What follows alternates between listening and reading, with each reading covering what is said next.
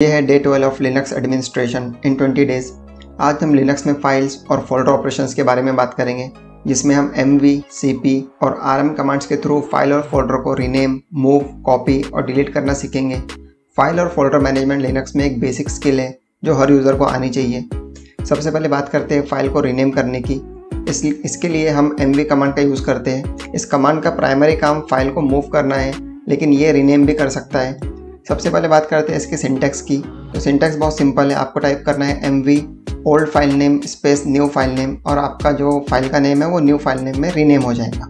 Example के लिए अगर आपके पास में एक फाइल है file1.txt, आपको इसको कन्वर्ट करना है file2.txt में, तो आप लिखोगे mv file1.txt space file2.txt।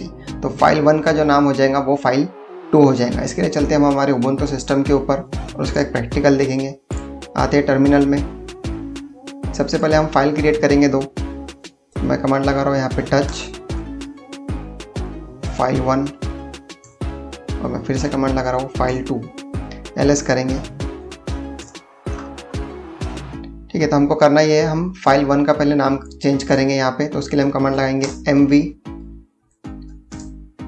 file1 space. अब जो भी आपको न्यू नेम इसका देना है तो हम इसको नाम देंगे न्यू, जिससे आपको समझ में आए कि ये कन्वर्ट हुआ है नाम। ls करेंगे तो आप देख रहे हो यहाँ पे file1 अब आपको यहाँ कहीं नहीं दिख रहा होगा। इस न्यू लाइन में आपको यहाँ एक न्यू फाइल दिख रही होगी। तो क्या हुआ, यहाँ पे file1 का नाम न्यू में कन्वर्ट हो गया यहाँ पे। अब बात करते हैं हम फाइल को मूव करने की। फाइल को एक जगह से दूसरी जगह मूव करने के लिए भी mv कमांड का यूज़ होता है। तो इस कमांड के दो यूज़ यहाँ पे हैं। आप इसको रीनेम के लिए भी यूज़ कर सकते हो और फाइल या फोल्डर को मूव करने के लिए भी इसका यूज़ हो सकता है। इसका सिंटैक्स यहाँ पे mv space file name space destination directory पे जो mv के बाद में जो फाइल नेम है ये सोर्स है और जो लास्ट में ये हमारा डेस्टिनेशन है। यहाँ पे अगर फाइल नेम मैंने लिखा हो इसका मतलब ये है कि हम उस करंट डायरेक्टरी में, इसलिए मैंने यहाँ पे फाइल नेम लिखा हो। अगर वो फाइल कहीं और जगह पे है तो यहाँ पे सिंटैक्स बदल जाएगा। यहाँ पे फाइल नेम की जगह हो जाएगा सोर्स। अब एग्जाम्पल के लिए अगर मुझे फाइल 2 को कहीं मूव करना है, मान लो डॉक्यूमेंट फोल्डर में, तो सिंटैक्स इसका कुछ इस तरीके से आएगा mv file2.txt स्पेस डॉक्यूमेंट्स, यानी कि डॉक्यूमेंट्स हमारा सोर्स हो गया, डेस्टिनेशन हो गया, और फाइल 2 हमारा सोर्स हो गया। चलते हैं उबुंटू में। अब मान लीजिए फाइल 2 को मुझे मूव करना है इस डॉक्यूमेंट फोल्डर के अंदर, तो हम कमांड लगाएंगे यहाँ पे सिंपली mv file2 स्पेस उस डेस्टिनेशन का यानी कि डॉक्यूमेंट्स। हम करेंगे cd डॉक्यूमेंट्स, ये चेक करने के लिए कि उसके अंदर वो मूव हुआ है या नहीं। तो आप देख रहे हैं यहाँ पे फाइल 2 मूव हो गया है। अब अगर मैं मेरे करंट डायरेक्टरी में आ जाऊँ जहाँ से हमने मूव किया था, अब यहाँ पे वो फाइल नहीं दिख रही क्योंकि हमने कॉपी नहीं किया, हमने मूव किया। ठीक है, इसी का एक और एग्जांपल लेंगे, बट इस बार ये होगा कि हम जो हमारा सिंटैक्स था फाइल नेम, उसकी जगह ऐसा समझते हैं हम कि हमारी फाइल इस लोकेशन पे नहीं है, हमारी फाइल कहीं और है। तो उसके लिए हम क्या करते हैं, डेस्कटॉप पे एक फाइल बना देते हैं। अभी डेस्कटॉप पे कुछ भी नहीं है, हम एक फाइल बनाएंगे टच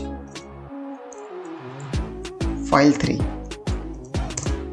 ठीक है, तब हुआ ये कि डेस्कटॉप के ऊपर एक फाइल है। हम चलते हैं वापस हमारे मेन डायरेक्टरी में, ls करते हैं। अब मुझे क्या करना है, डेस्कटॉप से वो फाइल मूव करना है, मान लो डॉक्यूमेंट्स के अंदर, और अभी मैं डेस्कटॉप पे नहीं हूँ। हम pwd करेंगे बैकएंड, मैं अभी होम के अंदर बैकएंड वाले फोल्डर के अंदर हूँ और मेरी जो फाइल है वो डेस्कटॉप पे रखी है। ठीक है, तो इसको किस तरीके से मूव कर सकते हैं हम, mv। अब आपको यहाँ पूरा एड्रेस देना होगा उस फाइल का। पहले वाले केस में एड्रेस नहीं देना पड़ा, क्यों, क्योंकि हम करंट लोकेशन पे थे जहाँ पे वो फाइल थी। तो हम डालेंगे /home/backend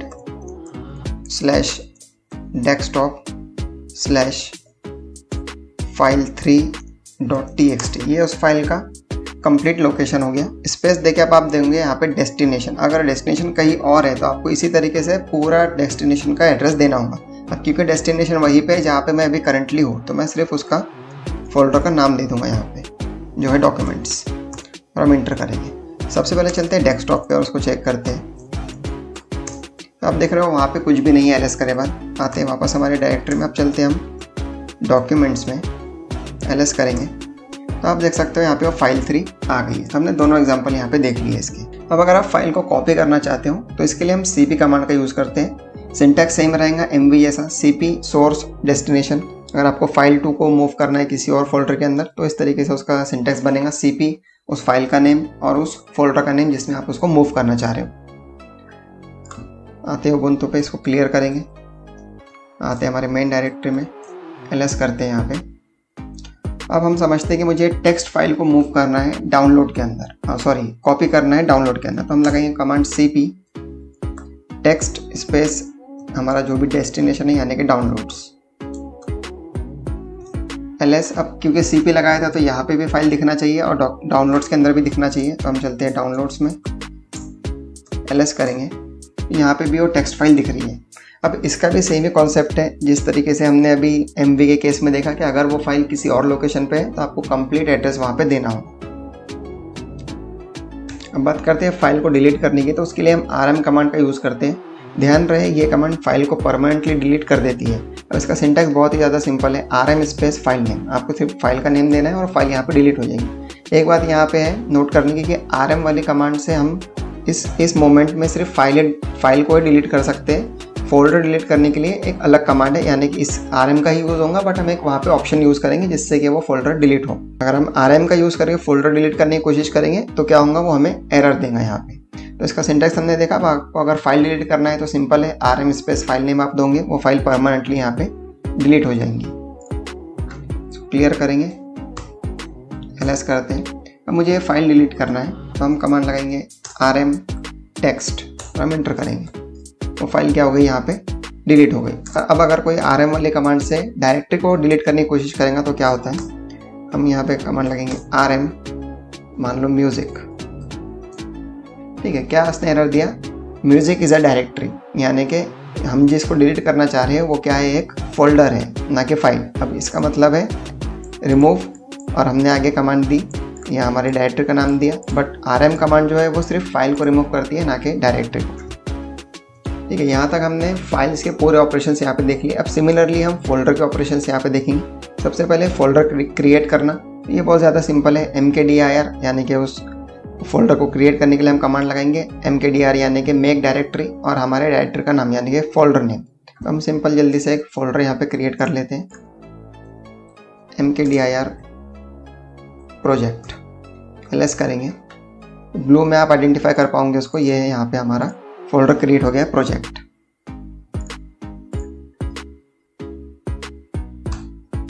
अब बात करते हैं इसको मूव करने की। फोल्डर को मूव करने के लिए भी हम mv कमांड का यूज़ करते हैं, बिल्कुल वैसे ही जैसे हमने अभी फाइल के लिए किया था। सिंटैक्स भी सेम रहेगा, mv फोल्डर नेम या फिर सोर्स और हमारा डेस्टिनेशन। अगर मैं प्रोजेक्ट को जो हमने अभी बनाया उसको मैं डॉक्यूमेंट्स में मूव करना चाह रहा हूँ तो मेरी कमांड बनेगी पूरी mv प्रोजेक्ट डॉक्यूमेंट्स। कमांड लगेंगे mv project space documents, ls करेंगे। तो यहाँ पे अब आपको प्रोजेक्ट नहीं दिख रहा होगा, वो प्रोजेक्ट डॉक्यूमेंट्स में होगा, तो हम कंफर्म करेंगे, ठीक है। यहाँ पे वो प्रोजेक्ट वाला फोल्डर यहाँ पे विजिबल है, यानी कि वो सही से मूव हो गया है।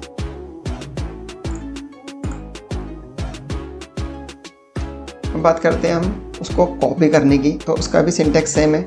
आप कमांड लगाओगे cp -r। अब हमने -r इसके लिए यूज़ किया है क्योंकि ये रिकर्सिव इंडिकेट करता है, यानी कि हम उस फोल्डर के कंटेंट को भी कॉपी या मूव करना चाह रहे हैं तो उस केस में हम -r का यूज़ करते हैं। तो सोर्स और फिर डेस्टिनेशन, अगर मुझे उस प्रोजेक्ट फोल्डर को कहीं कॉपी करना होगा तो मैं कमांड लगाऊंगा cp -r प्रोजेक्ट, और जहाँ पे मुझे उसे पेस्ट करना है।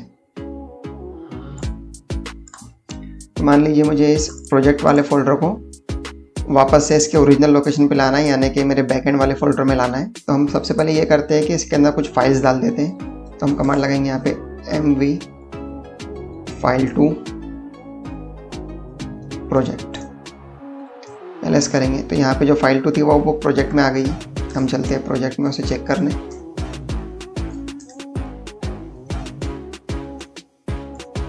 यहाँ पे वो फाइल विजिबल है।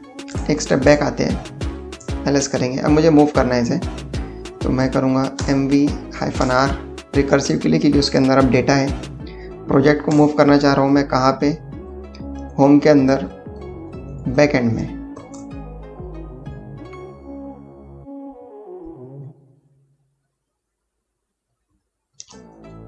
cp -r हमें इसे कॉपी करना था, मैंने बाय मिस्टेक mv कमांड लगा दी, इसलिए हमें एरर आया। यहाँ पे करेंगे ls, यहाँ पे वो विजिबल है क्योंकि हमने cp कमांड यूज़ किया थे। एक स्टेप बैक आएंगे, यहाँ पे भी वो विजिबल होना चाहिए। तो यहाँ पे भी वो विजिबल है। आप चेक करते हैं उसमें कंटेंट है या नहीं।